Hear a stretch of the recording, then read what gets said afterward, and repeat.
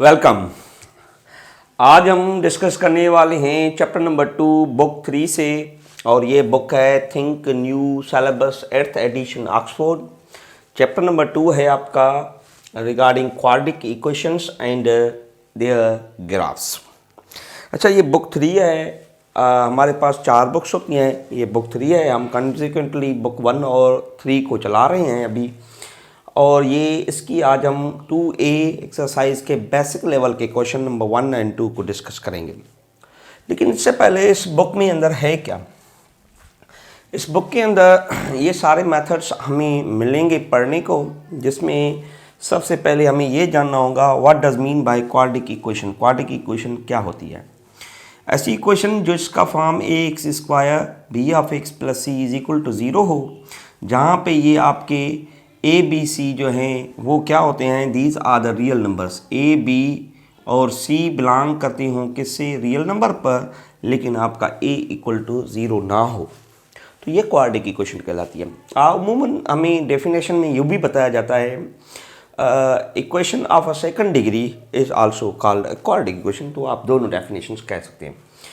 अच्छा, इस चैप्टर में वैसे तो ये बड़ा टॉपिक है, लेकिन इस चैप्टर में यहाँ जब हम बुक 3 के सेकंड नंबर चैप्टर में क्या डिस्कस करने को मिलेगा, this would be what factorization method. सबसे पहले हमें फैक्टराइजेशन मेथड को सीखना होगा, जिसके अंदर 2-3 चीज़ें हैं। एक है common, middle term bracketing and a formula. ये भी फार्मूला उनमें लग सकता है, मैंने एक एक्सरसाइज को थोड़ा बहुत देखा है तो ये वाली चीज़ें इनमें लग रही हैं। अच्छा जी, उसके बाद इस क्वाड्रिक इक्वेशन को एक और मेथड से हल किया जाता है, कंप्लीटिंग स्क्वायर मेथड। ये इसमें 4 एक्सरसाइज हैं, 2A 2B 2C and 2D, और उनमें हमारे पास कहीं ना कहीं ये भी मेथड ज़रूर आएगा। अच्छा, दूसरा है हमारे पास क्वाड्रिक फार्मूला। कभी कभार अगर फैक्टराइजेशन से यानी कि मिडिल टर्म ब्रैकेटिंग से जब वो क्वेश्चंस या इन फैक्टराइजेशन मेथड से हल नहीं होते, तो हम वहाँ पर क्वाड्रिक फार्मूला लगाते हैं, और ये क्वाड्रिक फार्मूला ये है, हम इसका भी वीडियो बना के आपको बताएंगे कि ये कैसे ड्राइव होता है। अच्छा, इसी चैप्टर के related we would be receiving some word problems, कि क्वाड्रिक इक्वेशंस के अगर वर्ड प्रॉब्लम्स हों तो उन्हें कैसे सॉल्व किया जाता है। तो हमें 1 बाय 1 क्वेश्चंस को एक्सरसाइज में से थोड़ा बहुत डिस्कस करने को मिलेगा, and these would be regarding the factorization method. So चलिए आइए हम पहले क्वेश्चन को थोड़ा बहुत डिस्कस कर लेते हैं, ये क्या कहता है इसमें। अच्छा, इस क्वेश्चन में अगर हम देखें तो ये कहता है solve each of the following. लफ्ज़ सॉल्व या फाइंड हमें वहीं पे मिलता है जहाँ पर किसी वेरिएबल का हमें कोई वैल्यू ढूंढना पड़ जाए, तो वहाँ पर हमें ये वर्ड सॉल्व या फिर फाइंड का जुमला मिलता है। अच्छा, जो यहाँ पे कहता है solve each of the following equations, ये इक्वेशंस हैं, इन्हें आप सॉल्व करें। सबसे पहले अगर हम ए पार्ट को देखें तो ए पार्ट है आपके पास a इंटू a माइनस के 9 विच इज़ इक्वल टू 0। अच्छा, ये कहता है कि a की जगह हम क्या क्या चीज़ें रख सकें तो ये 0 के इक्वल हो जाता है।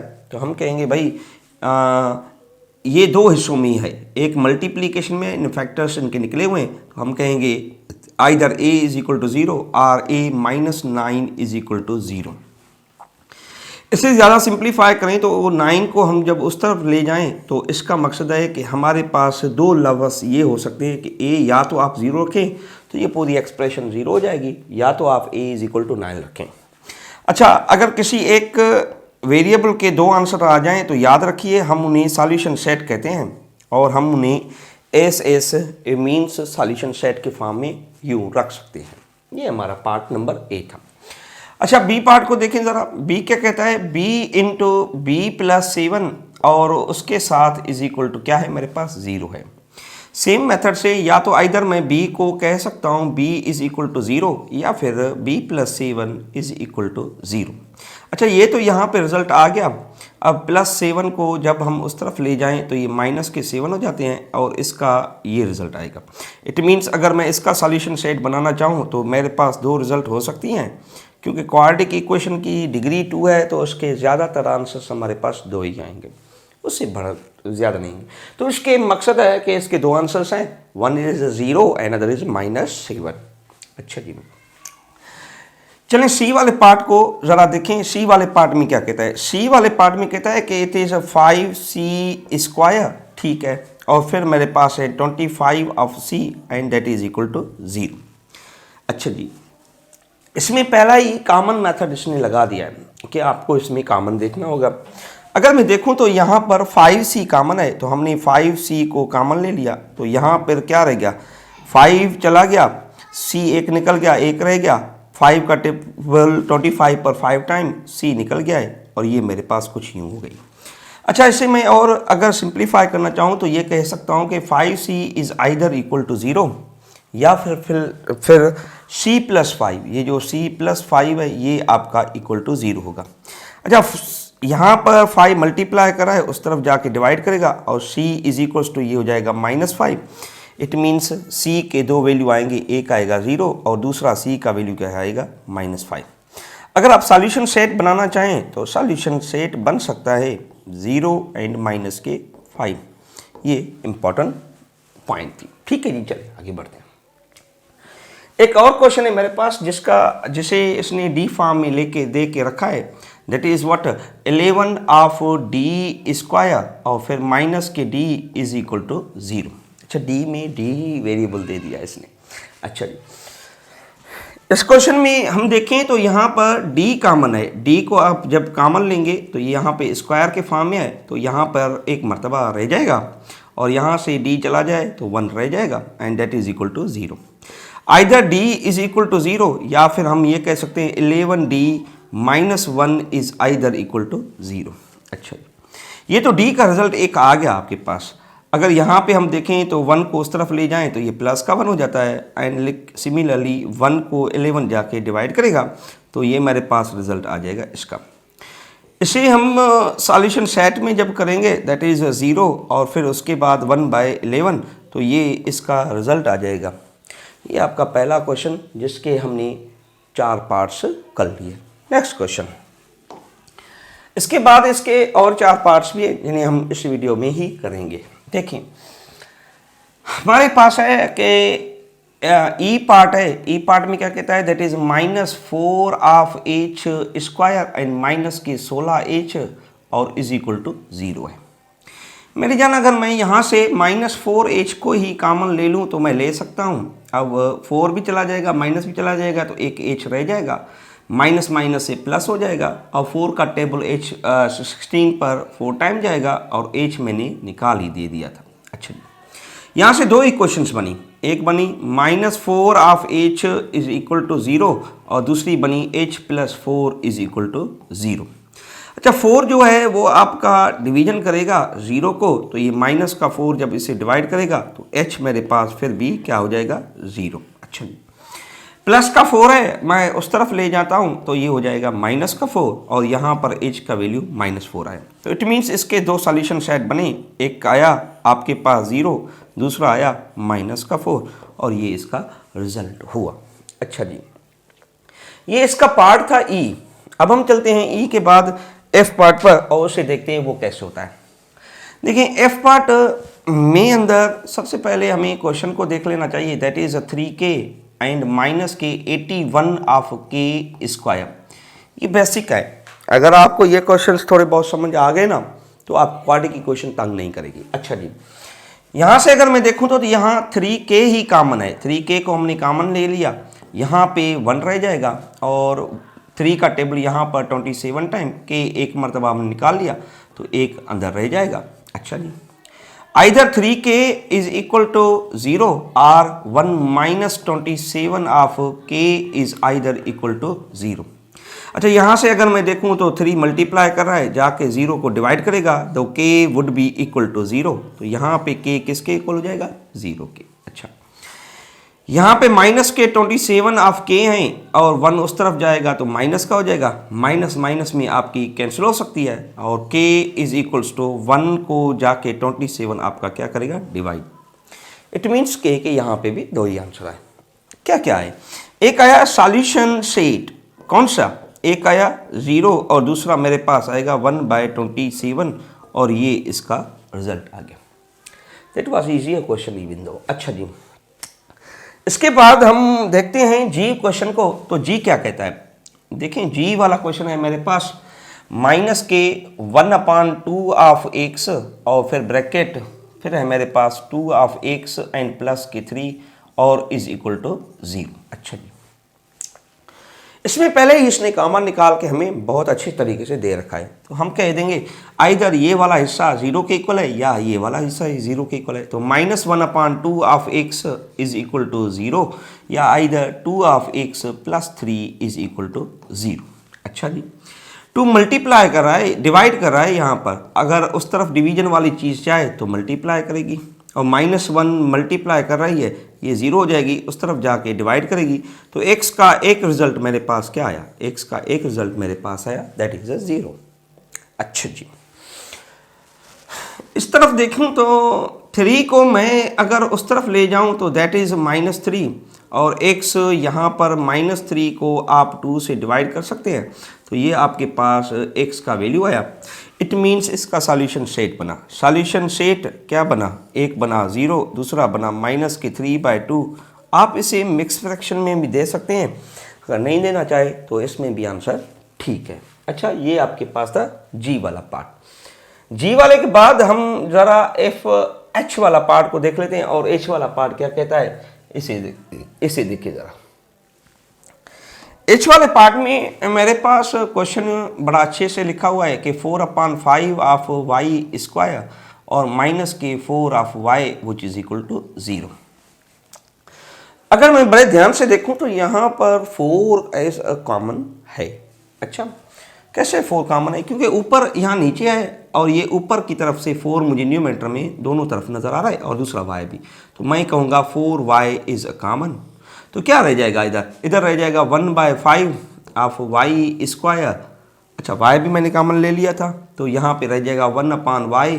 अच्छा, 1/5 इंटू वाई, और यहाँ पर माइनस, और ये पूरा निकल गया, तो डेट इज इक्वल टू 0। अच्छा, आइदर हम कहेंगे 4y इज इक्वल टू 0 या either 1/5 of y minus 1 is equal to 0। 4 multiply कर रहा है, उस तरफ जाके आपका डिवीजन करेगा, तो दैट इज इक्वल्स टू 0। तो इट मीन्स y ये आपका 0 आ गया। अच्छा, 1/5 of y is equal to 1, 5 divide कर रहा है, उस तरफ जाके आपका 1 के साथ मल्टीपल करेगा, तो y आपके पास क्या आ जाएगा, y is equals to 5। It means इसके भी 2 सॉल्यूशन सेट आए h के, ठीक है। 2 वैल्यूज कौन से आए हैं, एक आया है 0 और दूसरा आया है मेरे पास 5, और ये इसका रिजल्ट है। तो यहाँ पर क्वेश्चन नंबर 1 कॉमन मेथोलॉजी से, जो कॉमन निकाल के भी दिए थे और कॉमन मेथोलॉजी से कंप्लीट भी हुए। अच्छा जी, यहाँ पे इसने मिडिल टर्म ब्रेक करके दे दिया है। हमने इंट्रोडक्शन ऑफ चैप्टर के हर टॉपिक को इसलिए डिफाइन नहीं किया क्योंकि पहले वाले क्वेश्चंस बड़े आसान से हैं। यहाँ पे क्या कहता है कि सॉल्व फॉलोइंग। अच्छा जी, क्वेश्चन नंबर 2 के अब ए पार्ट को देख लें तो ये कहता है कि दैट इज m-4। हमने मिडिल टर्म ब्रेकिंग करके फैक्टराइज करके इक्वेशन को सिंपल करके दे दिया है। आप सिंपल वैल्यू निकालें। हम कहेंगे आपने दे दिए हैं तो हम कह सकते हैं कि m-4 is either equal to 0 और m-9 इज इक्वल टू 0। अच्छा, +4 को उस तरफ ले जाए तो ये पॉजिटिव हो जाएगा और m इज इक्वल्स टू 9। तो यहाँ पर हम अगर सॉल्यूशन सेट बनाएं तो सॉल्यूशन सेट का बन दे सकते हैं 4 और 9, और ये इसका रिजल्ट आ जाएगा। इसी तरीके से अगर हम बी पार्ट को देखें तो बी पार्ट है मेरे पास n एंड -3। अच्छा जी, उसके साथ क्या है n एंड +5 है। अच्छा जी, इज इक्वल टू 0। हम कह सकते हैं कि n-3 is either equal to 0 और n+5 is either equal to 0। अच्छा, 3 को उस तरफ ले जाएं पॉजिटिव हो जाएगा और 5 को उस तरफ ले जाएंगे दैट वुड बी नेगेटिव। तो इसका सॉल्यूशन सेट क्या बनेगा, इसका सॉल्यूशन सेट बनेगा 3 एंड -5। ये इसका रिजल्ट हो जाएगा। दैट इज इस बी पार्ट। अच्छा जी, सी पार्ट को देखें भला। सी पार्ट कहता है कि p+k1।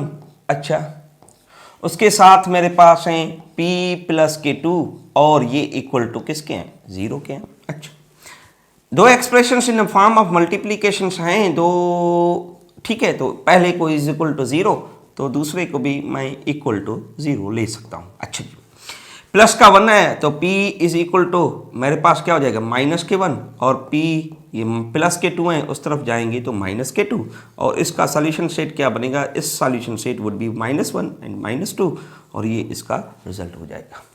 This is it is it's C part. D को देखें भला, डी क्या कहता है, कहता है कि 7 ऑफ क्यू, अच्छा ब्रैकेट में माइनस के 6 हैं, दूसरा है 4 ऑफ क्यू और माइनस के 5 हैं, और इज इक्वल टू किसके इक्वल है, 0 की। तो यहाँ पे दो expressions the form of multiplication है, तो हम ये कह सकते हैं कि 4q माइनस के 6 इज आइदर इक्वल टू 0 और 4q माइनस के 5 इज इक्वल टू आइदर 0। अच्छा 7q 6 का उस तरफ जाएगा तो पॉजिटिव हो जाएगा, q इज इक्वल टू 6 को 7 जाके डिवाइड करेगा तो q का ये पहला रिजल्ट आएगा। अच्छा 5 उस तरफ जाएगा, 4q 5 उस तरफ जाएगा, that is a positive, and q is equals to 5 को आप 4 के साथ डिवाइड करें तो इसके दो सॉल्यूशन सेट बनेंगे। कौन कौन से, एक बनेगा 6/7, दूसरा बनेगा 5/4, और ये इसका रिजल्ट बन जाएगा। दैट इज इस पार्ट डी पार्ट। अच्छा जी नेक्स्ट, इसके बाद हमारे पास ई पार्ट है, और ई क्या कहता है, ई भी बड़ा आसान सा है, इसे देख लें जरा। ई पार्ट में क्या कहता है, ई पार्ट में ये कहता है कि we have a question that is 5s plus के 3 एंड 2 ऑफ माइनस के s which is equal to 0। अच्छा अब हमें या तो इधर ये करना होगा कि 5 ऑफ s प्लस के 3 विच इज इक्वल टू 0, या फिर 2 माइनस के s इज इक्वल टू 0। यहाँ से हम कह सकते हैं कि 5 ऑफ s 3 उस तरफ जाएगा तो माइनस के 3 हो जाएंगे, s इज इक्वल टू -3, और उसको 5 जाके क्या करेगा डिवाइड, ये s का ये वैल्यू हो सकता है एक। अच्छा यहाँ पे आप s को उस तरफ ले जाएं तो s उस तरफ जाएगी पॉजिटिव हो जाएगी, either s is equals to 2 रख सकते हैं, तो इसके भी दो रिजल्ट आए, तो हम कह सकते हैं इसके सॉल्यूशन सेट क्या बने, इसके सॉल्यूशन सेट बने -3/5 एंड विथ 2, तो ये इसका ई पार्ट का रिजल्ट हो जाएगा।